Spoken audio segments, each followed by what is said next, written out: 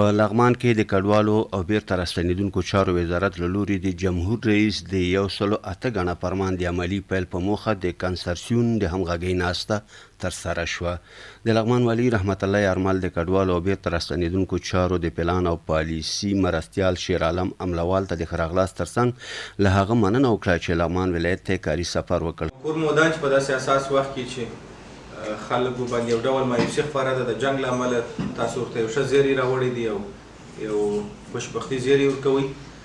زه قلبا درڅخه مننه کوم جناب معین صاحب ستاسو څخه د وزارت د رهبرۍ څخه راغلو رئیس صاحبانو او امرین صاحبانو څخه. انشاءالله زموږ ټیم به ټوله د سره په پوره اخلاص او صداقت باندې ستاسو د همکارانو سره چارې پر مخ وړي. ښاغلي یارمل لغمان ولایت ته د بیلابیلو هیوادونو څخه د راستنېدونکو کورنیو په اړه هر اړخیزه معلومات د کډوالو او بیرته راستنېدونکو چارو د پلان او پالیسي له مرستیال سره شریک کړل. نوموړي د لغمان ولایت د کډوالو یو شمېر ستونزې وړاندیزونه او غوښتنې هم د کډوالو او بیرته راستنېدونکو چارو د پلان او پالیسۍ له مرستیال سره د حل په موخه شریکې کړې. ورپسې د کډوالو او بیرته راستنېدونکو چارو د پلان او پالیسي مرستیال شیر عالم املوال لغمان والي سره د خپل سفر په اړه هر اړخیزه معلومات شریک کړل.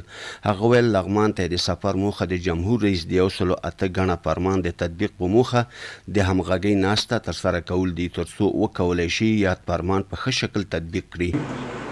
نن ورځ لغمان ولایت ته د جمهوري ریاست د عالي مقام د لومړي معاونیت او د مهاجرینو راستنېدونکو وزارت ګډ پلاوی جمهور رئیس 108 ګڼه فرمان د تطبیق په خاطر چې د ولایتي کنسرسیون ولایتي څانګې او د همغږۍ د څانګې یا د همغږۍ د کمیټې ولایتي کمیټې افتتاح وه.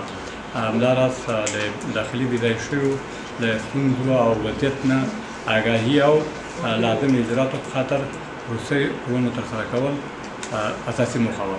ښاغلي املوال وویل د یاد فرمان له مخې به داخلي بېځایه شوو د بېلابېلو هیوادونو څخه راستنېدونکو د امنیتي او دفاعي ځواکونو کورنیو او د شهید شوو دیني عالمانو کورنیو ته به د هستوګنې نمرې ورکړل شي.